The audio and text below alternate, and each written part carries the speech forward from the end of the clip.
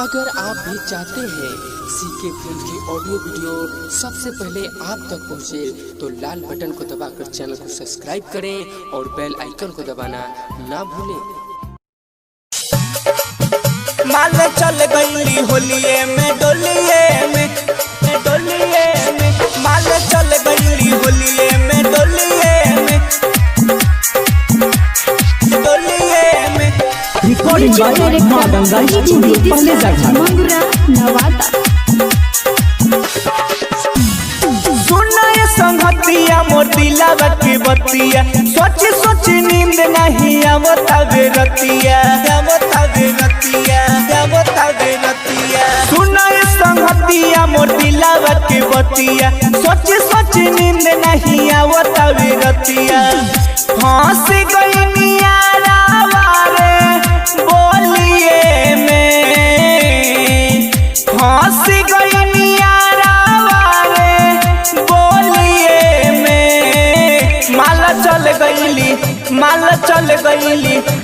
चल गईली होलिये में डोलिये में। माला चल गईली होलिये में डोलिये में। माला चल गईली होलिये में डोलिये में।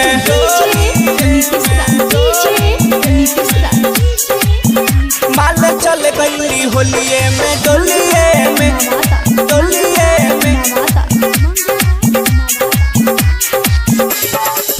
रहंगो न डलनी हम, सुन रे यारवा जान के। शादी के तोहफा दिहला गम के बोझ बांध के।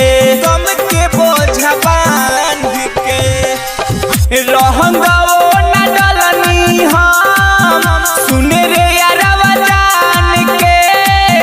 शादी के तोहफा दिहला गम के बोझ बांध के। पागल कहेला लोगवा टोलिये में। पागल कहेला लोगवा टोलिये में। माल चल गईली होलिये में डोलिये में।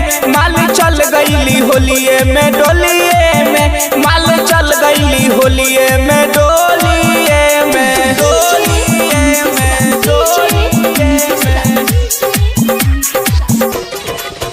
माल चल गईली होलिये में डोलिये में।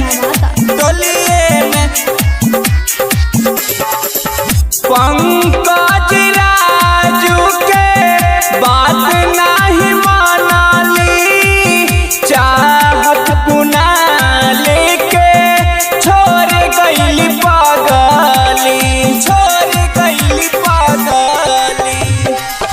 पंकज राजू के बात नहीं मानाली, चाहत कुनाल के छोड़ गईली पागली।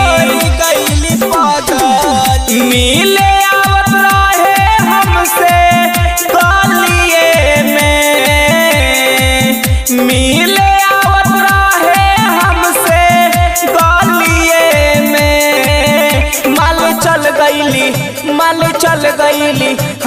चल गईली होलिये में डोलिये में।